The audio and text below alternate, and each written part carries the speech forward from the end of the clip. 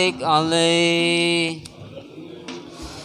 Sholli wa sallim iman ala mada. Sholli wa sallim iman ala mada. Wal ali wal ashabi man qad wahada. Wal ali wal ashabi man qad wahada. Sholli wa sallim iman ala mada. Sholli wa sallim iman ala mada. Wal ali wal ashabi man qad wahada. Wal ali wal ashabi man qad wahada.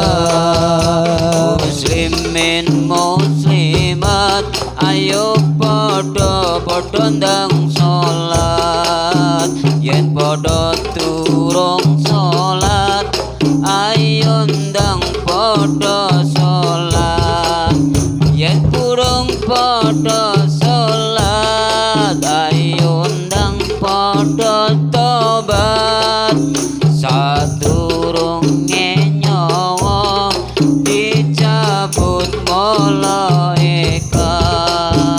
Sholli wa sallim iman ala mada.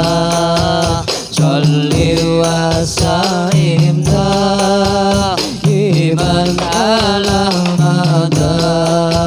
Wal ali wal ashabi man qad wahada.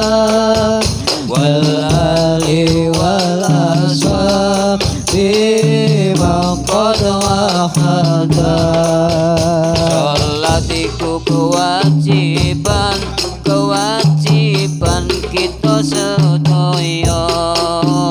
Dadi wong Islam kudu nglakoni sholat kang lima. Sapa segep sholat uripe bakal mulya. Ana ing akhirat bakal mlebu swarga. Sholli wa sallim iman ala mada. Sholli wa sallim iman ala mada. Wal ali wal ashabi man qad wahada. Wal ali wal ashabi man qad wahada. Yen ninggal sholate uripe bakal sengsara. Ana ing kuburan dipanggang ana ing mawa. Dipaturi ula disiksa saben dina. Ana ing akhirat dicemplungne neraka. Sholli wa sallim iman ala mada. Sholli wa sallim iman ala mada. Wal ali wal ashabi man qad wahada. Wal ali wal ashabi man qad wahada. Ayo para sedulur kakung putri enam lan tuwa enggal lakonono kewajiban sholat kang lima. Aja ngende-ngende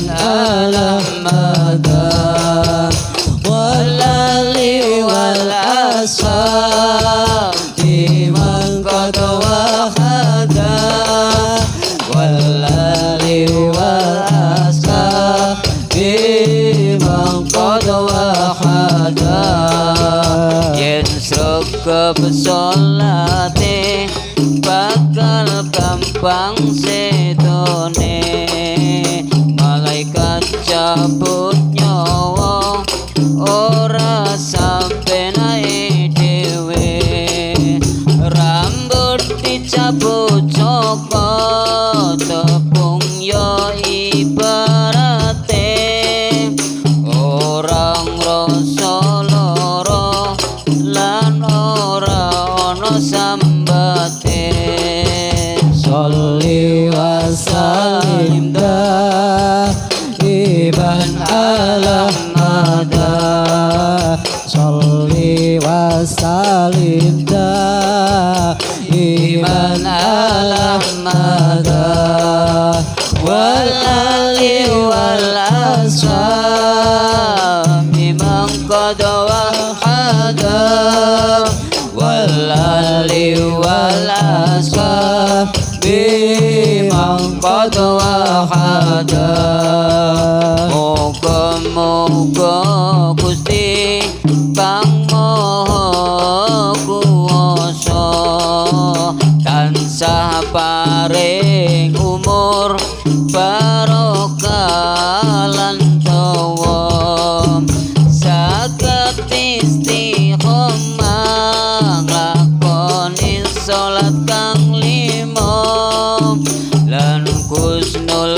khotimah kados ahli swarga sholli wa sallim iman ala mada sholli wa sallim iman ala mada wal ali wal ashab biman qad wahada wal ali wal ashab biman qad wahada